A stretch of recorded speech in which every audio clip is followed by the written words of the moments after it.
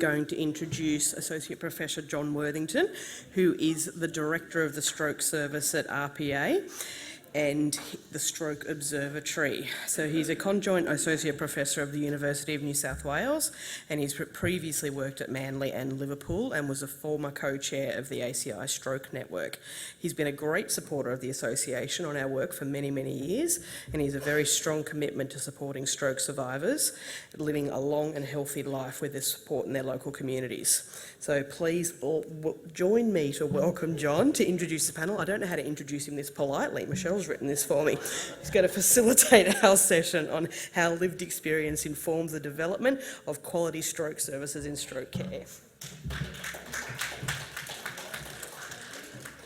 Thank you. I hope someone's recording this. It's the most polite she's been to me all week. We're fortunate enough today to have an expert panel. Anthony Brown, who I've just met, who might end up with one of the leading questions, if he's not careful. Brenda, who we all know, I think, very well. Ken, who's just recently been talking with us. Kylie, who's choking on her politeness. And Michelle. The lived experience is very important. It should, and I hope does, inform our services and our research. But I'll be most interested to see what the panel has to say about this.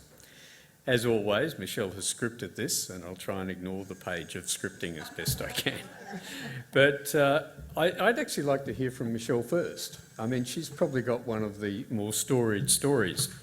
How did you become involved as a consumer advocate and working with the consumers in stroke? I guess coming to work for the association was my first introduction to it, and way back, and gosh, this is going to age me, in 1997, it was really the beginning of the stroke unit development and stroke service development in New South Wales, and the association was involved in a small planning committee right back then, looking at what should happen in New South Wales in the development of stroke, and we were privileged to be invited along by Dr. Dennis Crimmins at that time, and he included us in that process, and from there we went on to the various iterations, and there have been a number of them, with Agency for Clinical Innovations, and we've been on their executive network all that time, and so it's been a real privilege to watch the development of stroke services, and we've always had a voice in that, and I found that the association's voice has always been heard and respected, and I won't say always followed, because there's still some things we need to change, but I think, you know, the more voices that are coming through now enable us to have a greater impact on the whole thing of service development, and certainly quality services. And I think that's valued by New South Wales Health. Yeah, I'm sure it is valued, but perhaps even increasingly. Budget constraints permitting. Budget constraints, yes, I know. Anthony, you and I hadn't, I think, met till today. Would you like to give us your story of how you were involved? Thanks, John. So, well, I suppose I ended up in this role in, so it wasn't in a straight line really, how I got here. About 15 years ago, I was working at the University of Western Sydney, not too far from here, and I was working with a group that was looking at men's health issues. And we kept getting calls from health services and people running research projects saying, how do we get more men to use our services? And our starting point was, well, why don't you talk to them? Talk to the blokes who are coming in the door, talk to the groups of blokes you think should be coming in the door. What are they saying? What's important to them? We didn't think it was particularly difficult to ask, but a lot of the health services we worked with thought this was a revelation. And that was always the way that we'd worked. And then the wonderful late, great Betty Johnson, who I know Michelle knows, who is one of the really great ladies, the really great consumer representatives in health. Betty got me involved with a group that was talking about starting up some sort of peak body or peak agency for people who use health services. And I was involved in some of those discussions that ended up forming Health Consumers New South Wales, never even thinking that I'd work for them, let alone be CEO. And then, as happens, you know, in your job, it was time to change and time to move on, and this job was available. And I've been working with health consumers and sort of hoping to progress the cause and the importance of involving people with lived decisions in shaping what our health services and our research projects look like ever since. Thank you, Anthony. You're in the right place. Well, this is always the right place to be. Brenda, you've got a story that I think will relate to a lot of people in the audience. Thank you, John. Yeah, my stroke was 23 years ago, and so my journey as a lived experience consumer voice started about 20 years ago. Look, originally I was involved at a local level with my stroke group that is affiliated with the SRA, and I was also involved with my local stroke clinicians and then my neurologist, Dennis Crimmins. He actually knew that there was a consumer role on the state stroke network, and he went, "You should put an application in," you know. So I went, "Oh yeah." So I applied to, look, it's had many name changes. So back then it was a different name, but it was the State Stroke Network, and I applied and I was interviewed, and it was actually quite formal. I was interviewed by Mark Longworth, the previous state manager, and Liz O'Brien, who spoke this morning, and they deemed me, you know, as a person who could contribute. And so I started with the State Stroke Network in 2004, and through that I met a lot of clinicians, a lot of researchers, and so that gave me opportunities to get involved. And then after that, as they got to know me, they'd approached me to be involved in things. And in the early days, it was about 2006, Kelvin Hill asked me to be involved in the working party for the National Stroke Guidelines, and it's kind of like my consumer voice career has gone from there. And I'm sure most people in the room know Brenda, but she's been a strong and effective voice now for how many years did you say? About 20. Yeah. And it's been wonderful to have her involved in some of our work as well. Thank you. Ken, you've delivered one of the most exciting changes in stroke care across the state. What's your take on and your involvement with seeking the advice of those with lived experience? Well, is that on? Thank you. I'll give you the one that doesn't work. I guess I was invited by Michelle, and I don't think I knew what the stroke recovery. I think I had probably been to meetings in the pre-existing when you were out at RIDE, didn't know exactly what it was. The first time I met John, when I was in Australia the first time, but my first real interaction with Stroke Recovery Association was, when I came back a few years ago, and Michelle invited me, and I said, sure, came and spoke to you, and something I think that all academic clinicians should do is actually, meet with people. And I was thinking this morning on the panel here, all the physicians that look after stroke should come and listen to a panel like that. Listen to what it was like, listen to your experience. Like, somebody had to deal with a real a-hole, and they should know that. Like, that was your experience as, maybe you didn't think about that. You were a VMO and you wanted to get to your rooms, but there was a lot going on there, and they need to hear that. So I found it really valuable. On a selfish note, I have also found it really valuable because the type of, and I kind of rushed over it there, but the work I'm getting into now with AI, and I sort of wish I'd shown you that last slide, but actually I'm trying to get things that come out of our outputs that are consumer friendly. We have forgotten, you know, we document everything for clinicians, and there's this missing piece I've come to realize when people come back to me in stroke clinic, and you know, even though I thought I spoke to them every day and thought that they knew what was going on, like they don't. Like there's too much, right? You had a stroke, there's a lot going on, and that's a lot of what we do in stroke prevention clinic is let's just go through slowly, now that you're recovered, go through your stroke, let's look at your brain, let's look at what happened. But wouldn't it be nice to carry away something right away from the start that said in plain language that you could understand, this is what happened to me, this is where I was treated, this is how I was treated.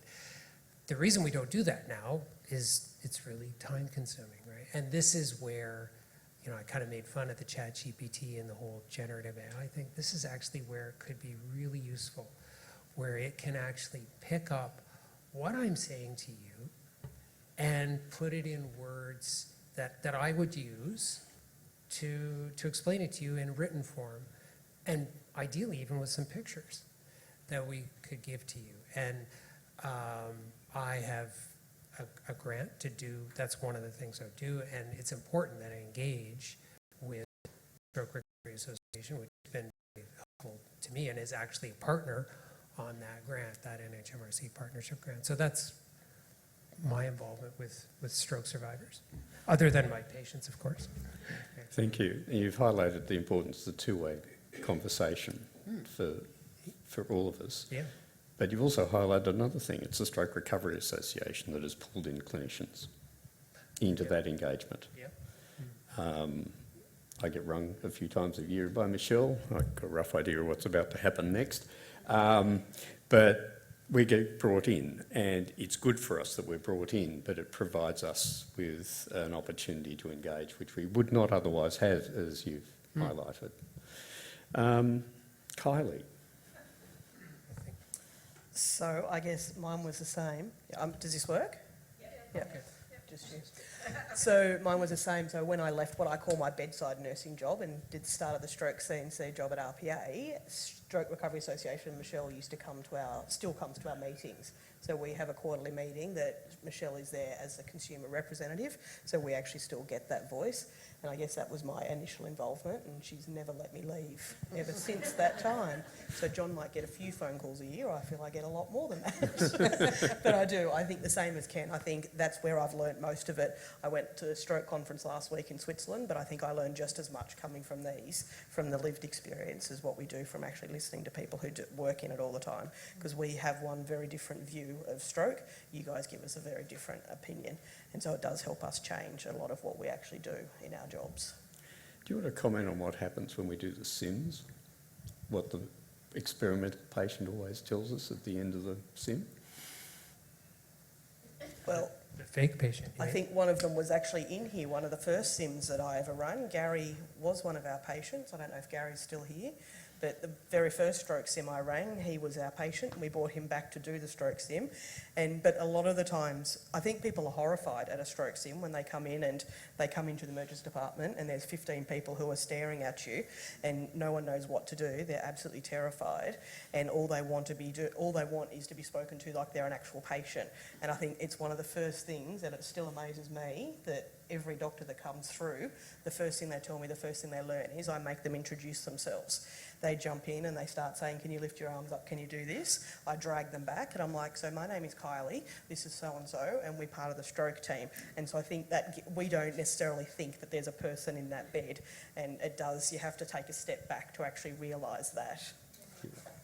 That it's personal. And I think that's something new too, isn't it? That didn't happen certainly when Julie had her stroke. She was not a person at that point. However, I would hazard to say it's improved enormously, and that's because the voice of consumers have indicated, hey, we're here. We're not a piece of meat. We're here. Talk to me. Talk to me. Yeah. especially at the worst time of your lives. Especially. Yeah, I mean, one comment to our registrars, we often don't tell people that most people with a stroke are going to get better. And they're terrified often for days because no one tells them that. They think that's exactly the way they're going to be, and we don't remember to tell them. And that's still those things are still one of the clear reminders in everyday practice for me. So why should consumers become involved in giving advice? Perhaps there are a couple of more equipped panel members than others, but Brenda? Okay, and on this I'm actually stroke survivor, word finding, memory issues, so I do have my notes here. Why should they get involved? Because the lived experience voice is really important. We as a voice have immense value that can't be underestimated, and it can't be emphasised enough. What we bring to the table is our experience, our knowledge, our insights. We have different perspectives to clinicians, and all of that's really important. What we can do is highlight what's important for us and our family members. We can bring to the attention of health services and clinicians our unmet needs and gaps in services. And often the consumer voice is the person who asks those really pertinent and pesky questions, that often people are afraid to ask. And we actually, what we bring to the table is we help inform the priorities that happen in stroke care and stroke service development. And so basically, in a nutshell, the lived experience consumer voice is absolutely essential. And have you seen it make a difference? Have I? Oh, yes. At a grassroots level, it makes a huge difference. People, sometimes you don't actually realise that they've heard. You don't straight up. But further down the track, you realise the comment that you made or the observation you made actually was taken up. And I made some observations in research, and they sent me a survey to just make comments on, and I could see questions that they had not asked. So I actually gave them my feedback, and I wrote all these questions saying, look, you may want to consider this.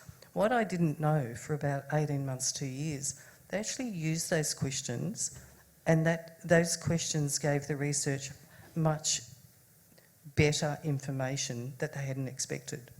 And then it went on to, they used the answers to those questions that I'd posed to ask other research questions. And it was like, yep, I was actually part of the publication because of my observations.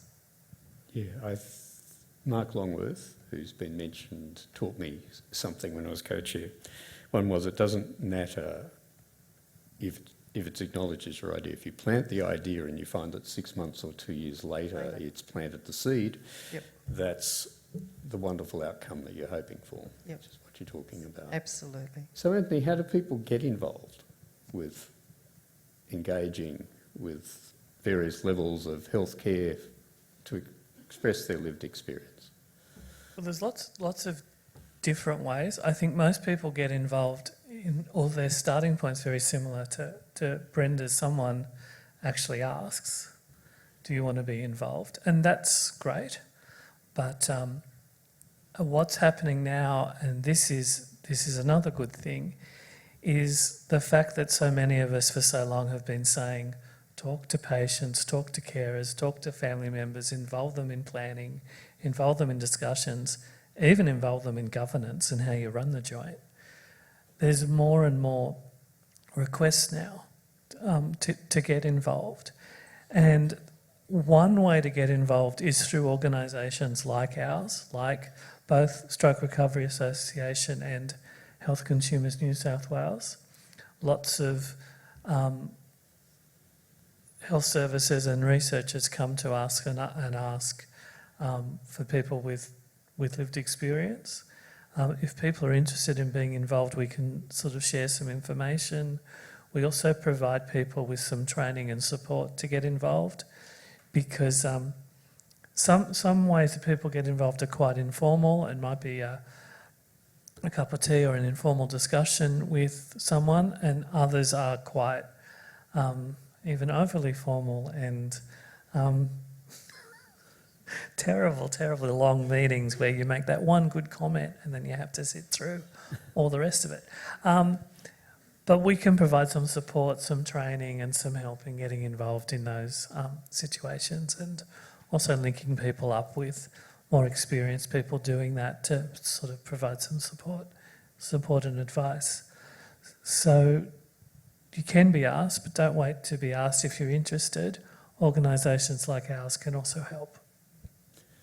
And Michelle, that training and support that Anthony talks about, is that something that you can spread in amongst the... Yeah, it's certainly something that we sort of talk with Health Consumers New South Wales, because we don't reinvent a wheel that's working perfectly well, and the training that is offered by Health Consumers New South Wales is something that we would basically link people into, because it's essential that you realise as a health consumer that you're not necessarily there just to represent your own voice. You're there to represent the voice of a whole group of people, really. So, and particularly, I guess that's one of the things that Brenda and I understand enormously well. And we can often go into a situation which is quite difficult. You're often dealing with very high-level people, people who are working both in research but also at a reasonably high level in health, who have never ever been told no, really, and that happens a lot in hospitals, can I say. So for somebody to say, I'm sorry, that's just not right, or would you like to explain that a little more, because that's not my experience. Brenda's much better at being nice about it than I am, can I say to you. She's the good cop, I'm the bad. So she's much better at being pleasant than I am. But it's that sort of thing where it's just you put your foot forward. You don't apologise because you're questioning. You're just putting your question forward, but you're not putting a question for Michelle or Brenda. You're putting a question forward or a comment forward from a group of people who stand behind you, really, and you've learned from, because you don't acquire a level of knowledge in stroke that Brenda and I have just because I work in stroke or because Brenda's had a stroke, but because we listen to experts a lot, we listen to people a lot, and that then gives us a really good platform to provide a very strong and informed voice. I know, Judith, but it is an informed voice. It's a voice that comes from various experiences. And as we spoke in the panel today, everybody's experience is different, but there's a lot of similarities, particularly about how healthcare is provided. And if I could just add to that. Yeah, please. I think, yes, being parts of conversations like this, listening to these new clinical advances is fantastic, and they will help you if you're involved in this sort of work. But the most important thing that patients and carers bring to the table isn't their clinical knowledge. You don't have to have a great clinical knowledge. It's the fact that we're experts in our own lives. We're experts in what's happened to us. We're experts in what in having a stroke, in being treated, in surviving, and in what the impact of treatment's been on our lives. That's what we're experts in, and that's what we bring to the table. And it's that expertise that makes health services better, alongside of the clinical knowledge and what doctors and nurses know and what health administrators know. So it's the crucial missing piece of the puzzle. So we don't want to make people into doctors and have all this great clinical expertise. That's great, but that's not the most important thing we bring to the table. Can I jump into, and it's a bit of a plug for Health Consumers New South Wales. Please do. Do you guys know each other? Look, a couple of years ago, I did the Health Consumers New South Wales training about being involved as a consumer advocate. I mean, the term lived experience is now more the term that's being used, but I'm comfortable with either term. By then I'd been doing consumer involvement, lived experience involvement for a fair while, and I wasn't quite sure whether what I would take away from it. But all I can say is it was such a valuable training to do, because it gave you the skills and the confidence to be involved in those meetings where you feel a bit out of your depth. And so I could only say, if anyone is interested in being involved and you're not sure of where to start, Health Consumers training is a perfect starting point. Thanks, Brenda. The cheque is in the mail. But since you've done it, one of the other things that's happened, this has turned into an ad for Health Consumers New South Wales, so thank you very much. One of the other things that we've worked really hard on is we've also now got free training that's available online. I know online training doesn't work for everyone, but if people want to do a little taster and sort of spend an hour to 90 minutes looking at what things are about, we've got this free starting point that I'd also recommend. Thank you. So, to give an idea of how important the feedback is, when we used to have general meetings in the Stroke Network, the discussions weren't over until Brenda or some other representative. We had quite a young patient who used to come to those meetings. And although the young patient had great difficulty speaking, in fact she made the most sensible comments in the whole meeting usually and brought the discussions to a good conclusion and end. So that sort of training to give you confidence, but you should be confident that your contribution will be a large one, even though it might be a bit nerve-wracking to first participate in it. Overcoming that nervousness will be valuable to all of us.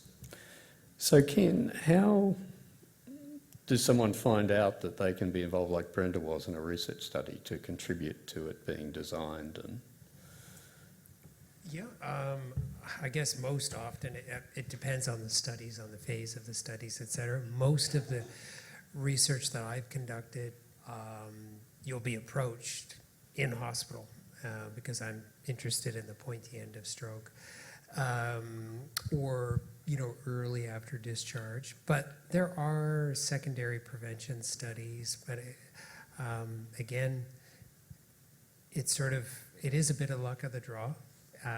You have to be in the right place, right time.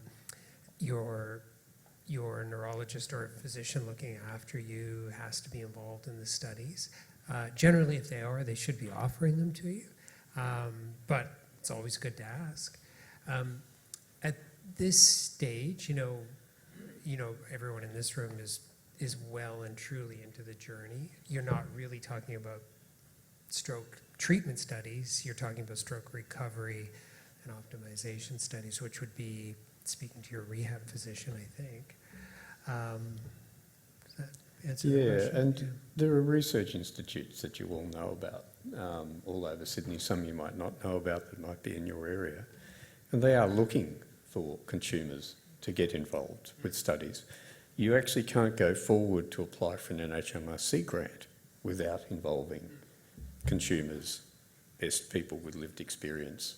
So they're eager to listen, if only because it allows them to make a grant application, but it gives you a chance to shape that application. And whether it be the Ingham Institute at Liverpool or a research institute at Westmead, have a look at the website.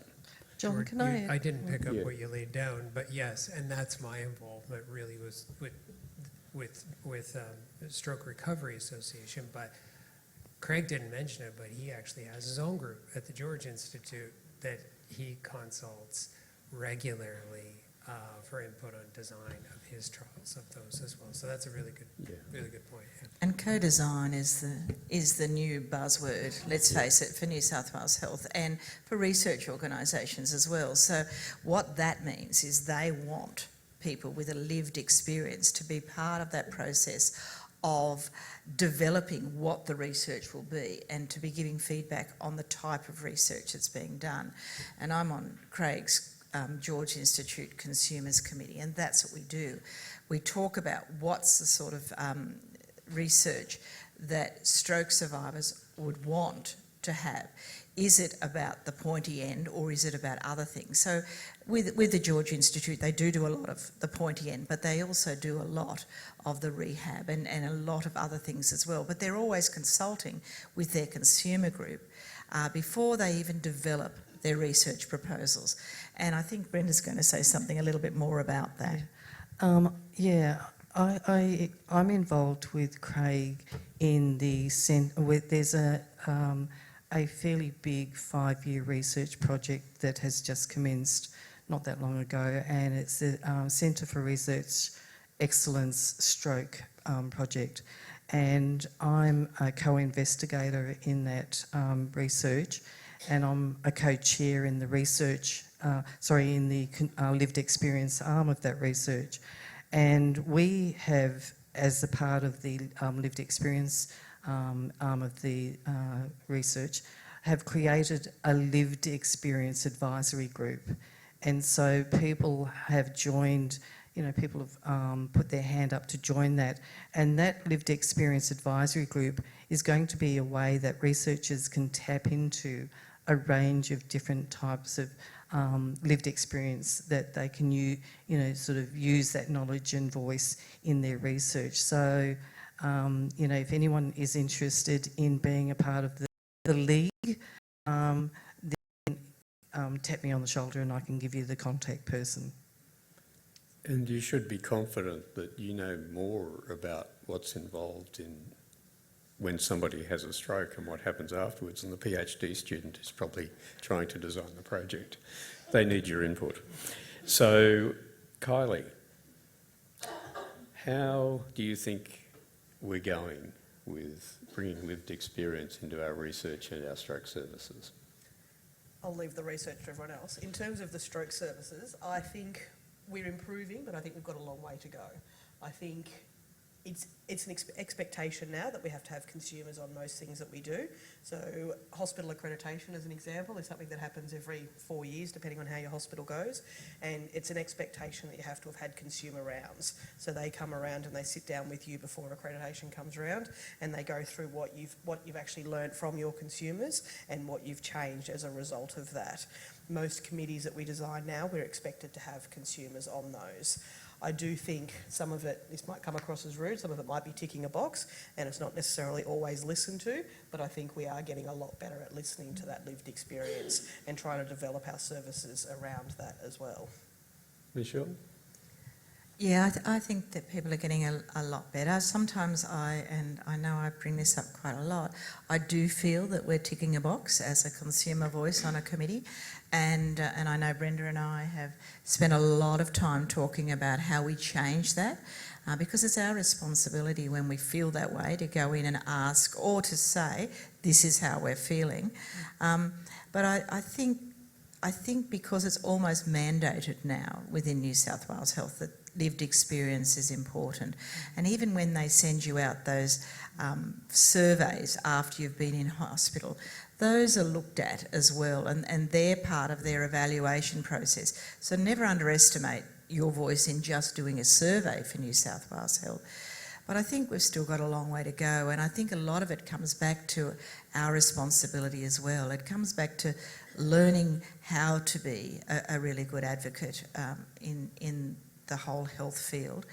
And I think it also comes back to being able to sit down with other consumers and say, this is how I'm feeling. And I know Brenda and I have done that about the Stroke Network.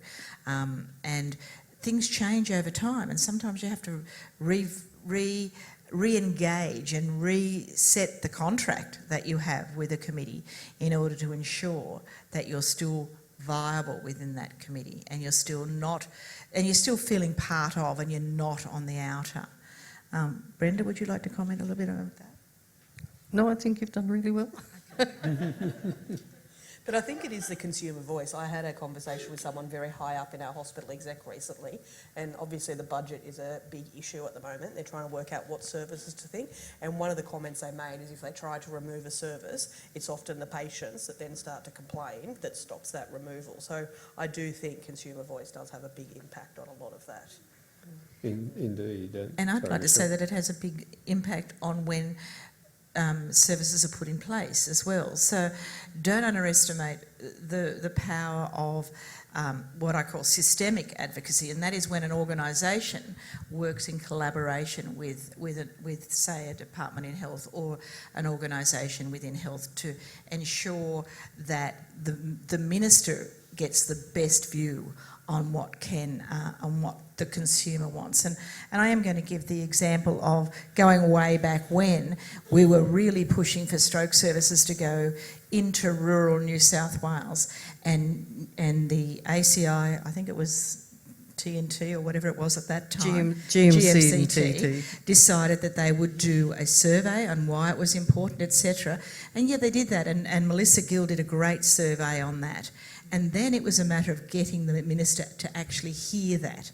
Now, the way that that was organised by the then stroke manager was we would have a stroke awareness week launch at Parliament House where the minister would be invited, and then what would happen would be we would set it up so Melissa Gill got to speak directly to the minister. So a little bit on the sneaky side, but it worked. It worked extremely well because that's when the consumer voice and organisations can work in collaboration to assist something that both parties know is an essential service to be implemented throughout the state. Thank you. I'd also comment on those patient surveys. I was on the board of the Bureau of Health Information for probably a decade. They handle those surveys, collate them, interpret them, publish them, present them to the Health Ministry. And when all of that was being done, those surveys and what they triggered was incredibly important. People pored over them in detail and were forced to respond to issues raised in those surveys. So they are valuable, and a huge investment is made in ensuring that people at least have the information from them presented to them to inform care. So if you are offered such a thing, please take the advantage of it. And when you establish a service, the service might be great to begin with, but sometimes it fluctuates. We know that from assessing the services. And your feedback may provide the attention that's needed to make things better again. So how do you make yourself heard, Anthony? All these opinionated, allegedly expert voices?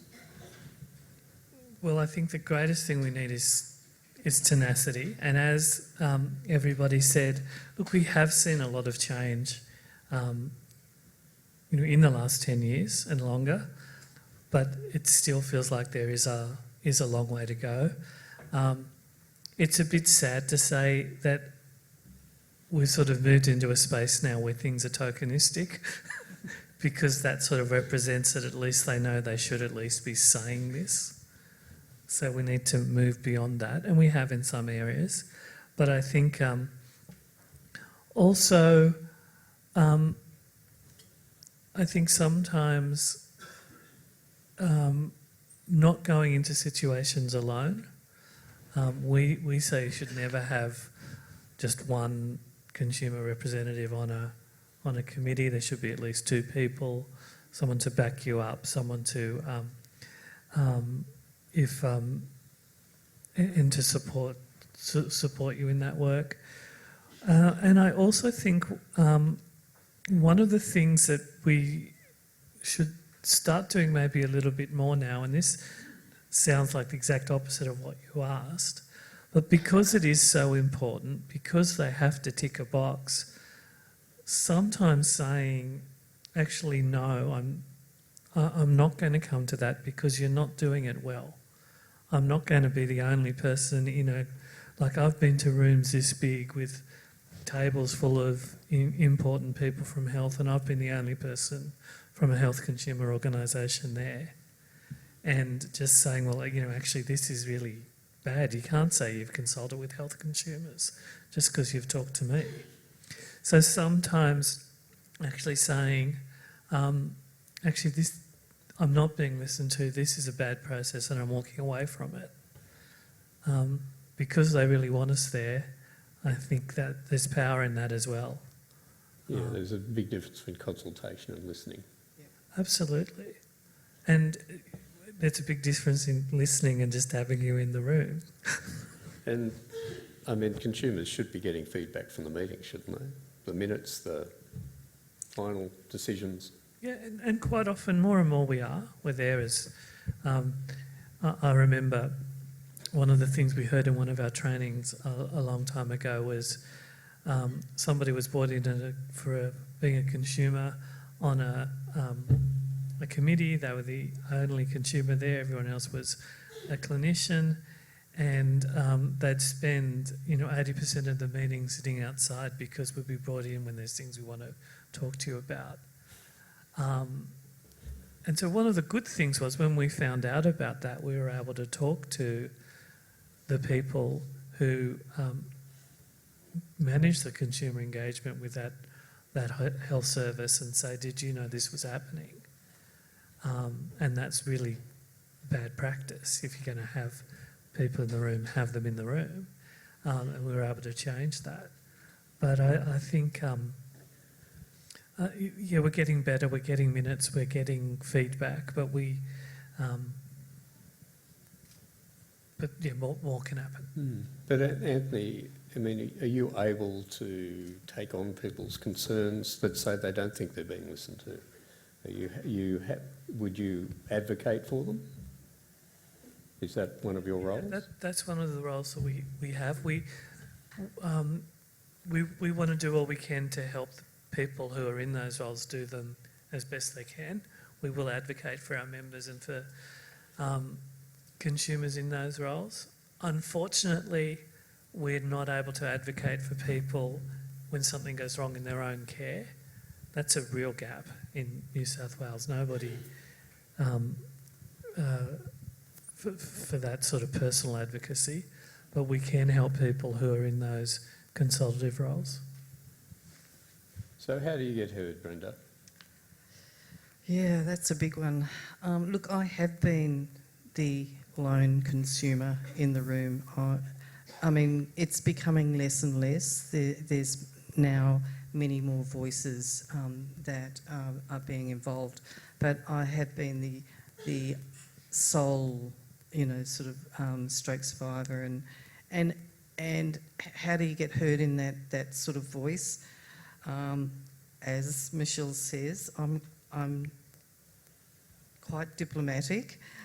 I kind of think of myself as firmly, politely persistent. I just, if I don't think I've been heard, I'm now more comfortable to actually say, look, excuse me, can you just go back? I need to clarify that piece of information. I'm happy to be the person who asks the difficult question.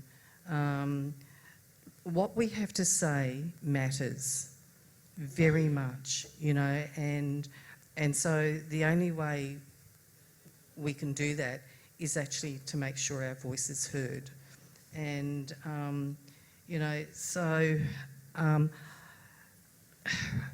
things have changed, more particularly in probably the last 5 years or so, where, as Michelle said, co-design is a new catch cry. And is co-design being done well? Sometimes yes, and sometimes no. But at least people are wanting to work in partnership with us and are wanting to collaborate with us. And true co-design is when you're actually involved in the whole process, right from the very beginning, before it all happens, And that doesn't matter whether it's in service planning or research or, you know, it's about genuine involvement. And it's not about having a personal platform either. As again Michelle said, it's about being able to look broader than yourself and be able to talk for all stroke survivors and carers. Thank you. I think it's also about building up a network of friends and supporters and peers. And so if you are the only person in that meeting, afterwards there might be somebody else you know who's doing similar work who you can, you know, have a chat to, talk to someone like Brenda or another experience, or Michelle, or, and so, you know, this happened and I'm not really comfortable about that. What do you think, you know, that was all about? Or, so I think the importance of actually connecting up with other people who are doing this, because there's lots of experienced people doing it and knowing that you're not alone. And if something goes wrong in one meeting or something you're not comfortable about, yeah, you've got peers you can talk to. Yes, that's. And I think, as I said too, it's also about sometimes going back to the person who's organising that collaboration and renegotiating and saying, I'm not feeling comfortable, or we're not feeling comfortable, and what can you do to assist us to work more collaboratively with you to ensure that both our needs are met in this situation. So those sort of things you can sometimes do alone, and I think Brenda's certainly got those skills, but sometimes it's the sort of the bouncing ideas off each other that's really important to do that, and that confidence thing as well, which is, it is a skill, confidence, and it's a skill to go into that room and feel as though your voice matters, and it does, and it's sometimes maybe just the simplest things, like we work in a very complicated medical system where they use wonderful initials all the time, and sometimes it goes right over my head and I think, I'll go home and look at that later. Sometimes when they use it too many times, I think, no, I need to clarify what that is. So then I have to say, look, I know you've probably told me before, but what does ASAP mean? Okay? It's the one that kills me every time. As soon as possible immediately comes to mind, but that's not what it stands for. So just asking people to clarify those things, it makes them realise that they're talking in a complex situation well above what they need to for everyone in the room to participate fully in that discussion. So bringing them down to earth sometimes is also just a very simple thing by asking them to clarify. And can I say, sorry, just reducing the amount of acronyms. Just about to say that. Yeah. I find, as a healthcare professional, it's excessive in a hospital setting. It's insane. Like, why can we not just... And the same thing is different words. Yeah, just say it. But yeah, people just love acronyms in healthcare. You know, try changing systems and it's a whole new thing, you know. We created, and it's an acronym, an ASJ, acronym swear jar. When you put your money in the jar when you've used an acronym. You know, yeah, and well, actually, it was Adrian O'Malley's idea, so I'll give him full credit for that one. But an ASJ, it's. I love the irony that the acronym. I know. Yeah. Because We have staff members who say to us, "Oh, I really like the meetings with consumers because people stop and ask questions about the acronyms and we don't use them as much, and then I know what's going on as well." I think the fun starts when you come off a ward round and you're thinking of the acronym the registrar used, you Google it and it doesn't exist anywhere. He's made up his own. I'm sure that was a male and not a female too, can I did say he. You did. I was very precise. Now you've got a foot, Ken, you're a lead in research, you're a lead in service delivery. I mean, what's the light bulb moment that feedback you've had from someone's lived experience has changed what you do? Well, I mean, I'd like to think that if there wasn't one moment, I'd like to think I've listened to my patients who have the lived experience all along. One of the things that I've always done in my career is make sure I see people after the acute phase, always see them, at least once, 6 to 12 weeks after the stroke, and then in more complicated cases longer, and yeah, listen to people and talk to them about those, what it was like for them, what they remember during that experience. Like I said, I find these, even though it's not my first time here, I find things like that panel this morning, I find those illuminating every time. There was something interesting that every one of you said up there. I thought, I'd like to pursue that. I'd like to know more about that. So I don't know if I can give you a light bulb moment, John. That's all right. But what you've said summarises the important role of that feedback and what we hear. But a fun fact, my wife used to do this research. They would tape oncology, cancer treatment conversations between the consultant and the patients, and then ask the patients what they knew from the consultation. And rarely did that hit 22%. And that follow-up that you were talking about, and following up again sometimes to get the key messages across, which is our failing, but we need to compensate for the failing by getting people back. Kylie, light bulb moment? I was going to say, I think it's around the communication. I remember there was a complaint that came into hospital one day about a patient who said they weren't told they'd had a stroke. And I could tell you he was a young guy, and first I told him any stroke, his heart rate hit 140. So we watched it do that. The second time we told him he had his stroke, his young daughter was 2. She was playing on the iPad at the end of a bed. Like all 3 times we had this conversation, everyone in the room could easily describe it, but he went home and had no recollection of anything that he had been told. And it was my sort of light bulb moment that you have to repeat yourself over and over and over again, but have very few messages when you do sort of have that one sentence that you really want them to take home, and just keep repeating it. And I think that's partly why we now try and follow up with 3-day phone calls, because I don't think people remember a lot of it. So we just try and ring them to say, again, this is when your follow-up is. Do you know what fast is? And have you taken your medications? Because I think it's that communication in hospital. Which is an interesting thing, because it means that just one small complaint, even though you did do the job, has meant that you've changed your service in order to ensure you've done your job, which is a great outcome, really, isn't it? Which is why feedback is so important. Yeah, and I mean, I hope, don't interrupt that feedback. I mean, you, the most worthy people in the room, usually in terms of ownership of stroke. Not us. I might spend 5 minutes a day with you on a ward round. You've got it all day. You're being seen by 15 or 20 people a day, and you're being buzzed around the hospital, none of which is in my experience. And if some of that's not working, or you don't understand why, you're entitled to let us know. But it goes beyond just the stroke care, really, doesn't it, Michelle? I mean, advocacy, there's activism, there's advocacy to go elsewhere, isn't there? Yeah, and I guess that's the really important message, and one of the reasons we've got Anthony on here today is because stroke is basically a health issue, and Health Consumers New South Wales is one of the organisations that assists us to get our advocacy voice. But stroke is just that.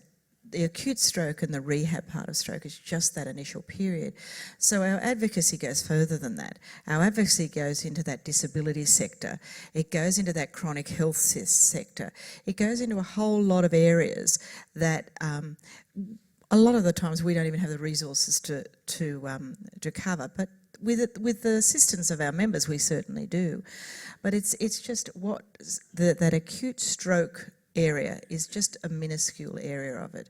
So with the association we're involved in, as I said, I think in John's thing this morning, with development of services in transport, development of services in terms of different researchers, all sorts of things, I guess the ferry system. And the advocacy role within disability is so important, because with NDIS, it really has meant that there's only a very small amount of services out there that people can access if they don't have an NDIS package. So that's an area where we're really putting a lot of effort to see whether or not, as an advocate organisation working with our other advocate organisations in disability, that we can expand the role that New South Wales Health has in disability. So yeah, squeaky wheel in a lot of spots. As long as they put the oil on afterwards, it's fine. Anthony? Red wine. Red wine. Yes, works for me. Anthony? Look, just as Michelle said, people who've had strokes and their carers don't just use stroke services. And a lot of our work is actually looking at those issues and things in health services that all patients and families and carers have to deal with. And so things like telehealth, and what was telehealth like when it was introduced for people to visiting GPs? What happens with our health records? How are our health records shared that make, in good and bad ways? And the data that's generated, how's that shared? We've done, and looking at things like tests and scans that are done in hospitals, and I was shocked to find out the number of tests and scans that are done that just aren't looked at. And so the waste to the system, but also the waste of time for people when things could have been picked up and aren't, or they have to be done later on when people are at GPs or wherever. So they're the sort of things that we get involved in as an organisation, and it's really useful for us to know, well, because there's no such thing as a typical patient, a typical person who uses health services. There's no such thing as a typical stroke survivor. So it's really useful for us to be talking to our members about, well, what's important here for you, and to hear the different voices and the different issues. It's good if we can, and that's another reason why I'd really advocate for people to think about being a consumer representative, because it's not just in the stroke space, it's with all of those other things, and just making sure that we remain informed about what's important for these things for people who've had strokes, so we can be making sure that we include that in our discussions as well. Thank you. I've got a lived experience as a carer, and it's important to recognise the carers in the room and their role in providing feedback. Some of you would be saving the community anywhere from $500,000 to $1 million a year just by being there. You make the care personal, and we all know that you learn in the role to the extent that anyone else's care is not as good, even though sometimes you need a break. So it's not just about people who've had the stroke. The carers have a very important role here in communicating the issues that they have, communication with us, support services, follow-ups, but importantly how they can access services and not find they're waiting 3 or 6 months to get them, by which time they're exhausted. So I would make that point. But I think we're probably coming to a point of winding up. There's a lot to celebrate for the last 20 years. And in the sphere of stroke, so much of the development of stroke services has been driven by this very process of feedback and leadership from people. And we're encouraging people to participate actively in that, or at least make sure they're talking to the people who are actively involved so we can get the message. We need the message. But I'm calling for final comments, I think, from the panel. Kylie? I think it is, the consumer voice does help us. It does help us to design our services, and it's that feedback that we need. I think it's easy for us to get lost in what we do and think what we're doing is working. We do need to be told that things can change and what is lacking, and you guys know that best. And I think, as John said, in terms of the carers, you guys need to speak up. If you think there's something's changing with the person you're caring for, tell us, because you know them a lot better than what we do. So don't let people say not to. Sometimes you are not the KPI, and it's important that you make yourself the KPI. Ken? What's a KPI? Where's the jar? What is it somebody said? Google it. Yeah, I think it's these organizations like Stroke Recovery Association are really important. You can't, I suspect you might underestimate your importance, especially over time, over years, but I don't think programs like the New South Wales Telestroke service get started without consumer input, without consumer voices. You know, and it might seem like you're not heard, you know, like you're an unimportant voice, but over time, you know, it's like chipping at that boulder, right? There takes 1,000 hits before it cracks. You know, it's really important that you keep doing what you're doing, and we keep talking to you.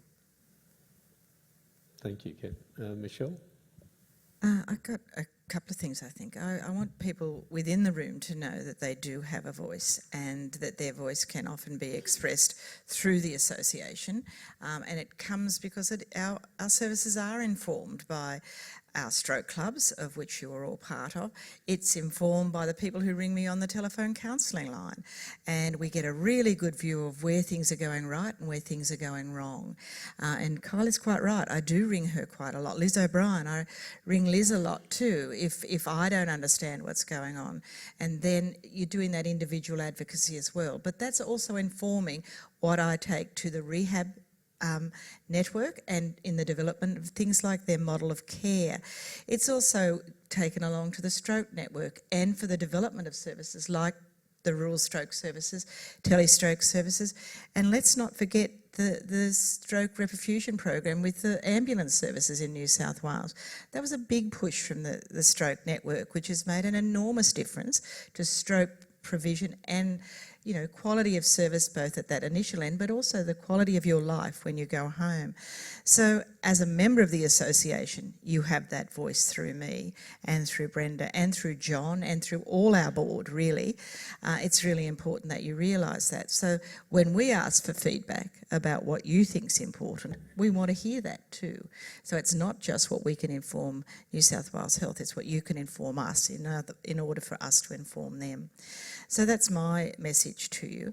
And I would like to say that I think that working as a consumer in collaboration with the organisations that we work, so that we do have a softly approach most of the time, whether it's with Transport New South Wales, whether or not it's with the Department of Community and Justice, and whether or not it's with Health. We make sure that we're always going to be invited to that table, because when you are there, that then gives you a stepping stone.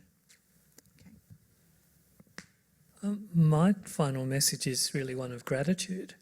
I think everyone in this room is doing amazing work, has amazing experience and needs to be thanked, from the researchers and clinicians who are actually here listening to people.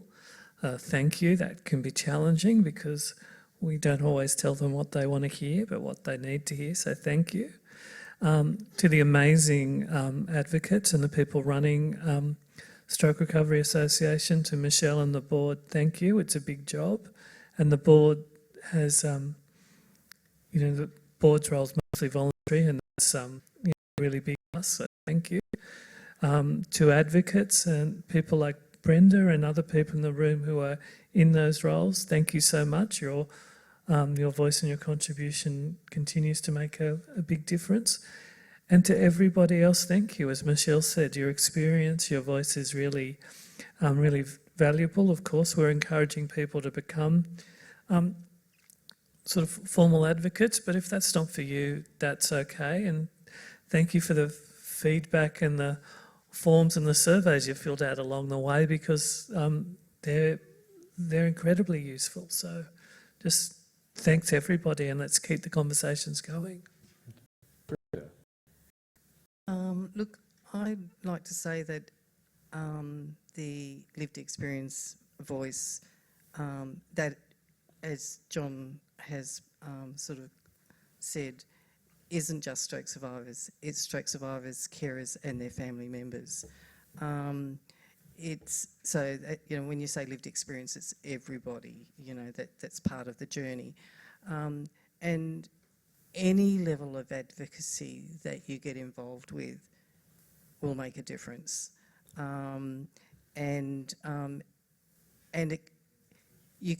there's an opportunity to have and sort of, sorry, word finding here, there's an opportunity to be a part of the change that's starting to happen, and our voice is being heard more and more, and it just made me I've had an opportunity to be involved in a lot of different things over 20 years, but one of the things that I really hold on to, Eleanor Horton, who's a carer, and myself were on the Commission's working party for the National Acute Stroke Standard that was launched about a decade ago, nearly a decade ago.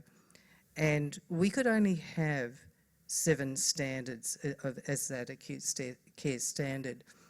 And Eleanor and I were in the room with all these really powerful people, and out of everybody lobbying for what they thought was important in stroke, Eleanor and I stuck to our guns, and we were able to get one of those 7 standards as a carer standard.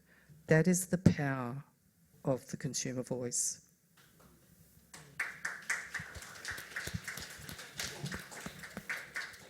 Thank you, Brenda. So the Stroke Recovery Association has done a wonderful job in helping us identify unmet needs from where we are as clinicians, and all power to them, and all power to yourselves for coming today. But do I hand over to you, Michelle, to finish along? Thank you very much to our panellists, if you'd be so kind.